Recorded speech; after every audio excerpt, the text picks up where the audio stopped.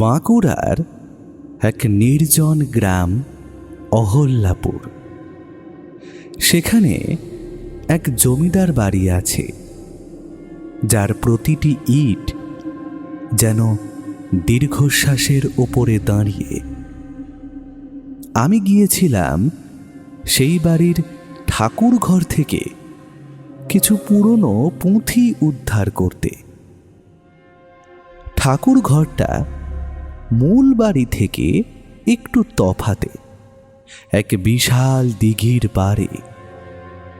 ঘরটা শ্বেত পাথরের তৈরি, কিন্তু সেই পাথর এখন কালচে হয়ে গেছে।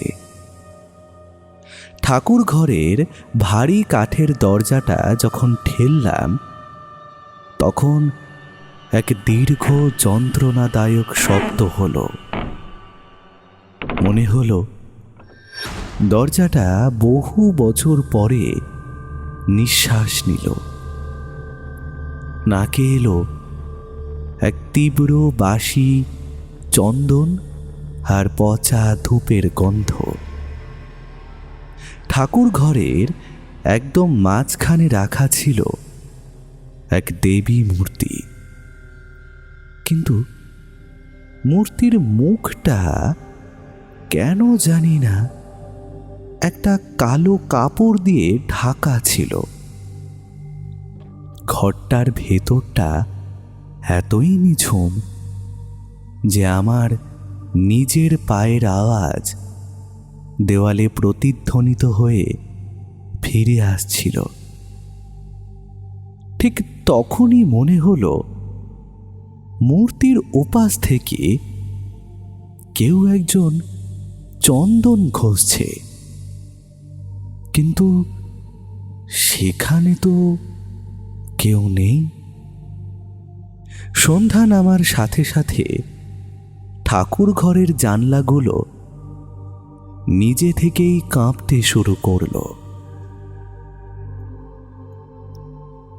বাতাসের এক অদ্ভুত শোঁ শোঁ আওয়াজ চারপাশটা ঘিরে ধরল। হঠাৎ শুনতে পেলাম ঠাকুর ঘরের কোণে থাকা সেই পুরনো কাঁসার ঘণ্টাটা নিজে থেকেই দুলছে, কিন্তু কোনো শব্দ হচ্ছে না।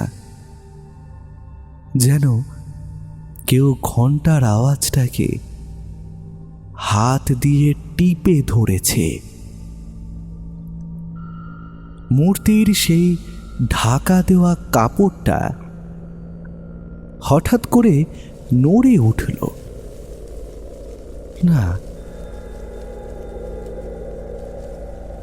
ওটা বাতাস নয়।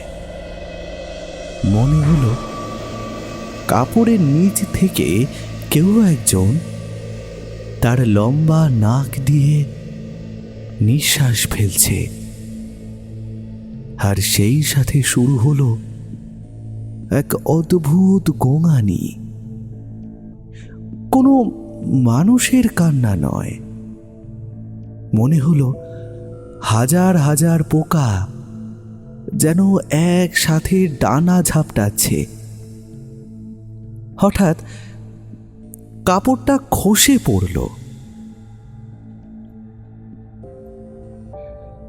মূর্তির চোখের জায়গায় কোনো পাথর নেই, সেখানে দুটো তাজা মানুষের চোখ বসানো, আর সেই চোখ থেকে জল নয়, বরং ফ্যাকাশে রক্ত চুইয়ে পড়ছে সেই শ্বেত পাথরের ওপর। মূর্তিটা হঠাৎ নড়ে উঠল। তার পাথরের হাতগুলো যখন একে অপরের সাথে ঘষা লাগলো, এক বীভৎস কটকট শব্দ হলো, যেন কারো শরীরের সব হাড় একসাথে ভেঙে গুঁড়ো হয়ে যাচ্ছে।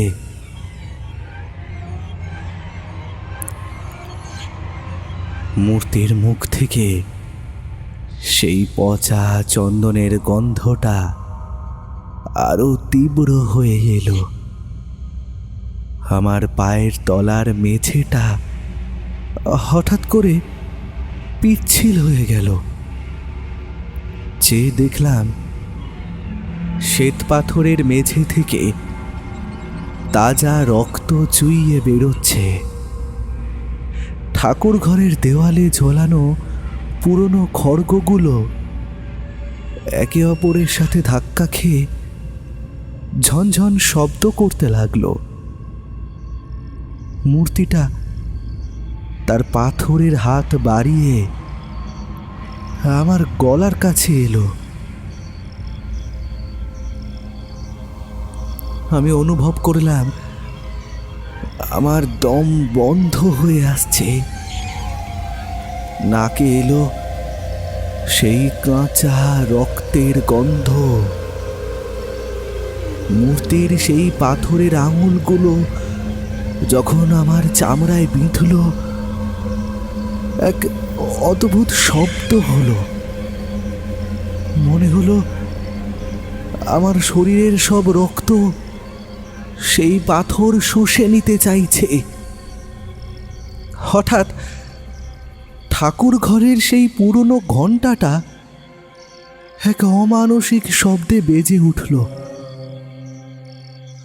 আমি আর তাকাতে পারলাম না। চোখ বন্ধ করে মেঝেতে পড়ে রইলাম।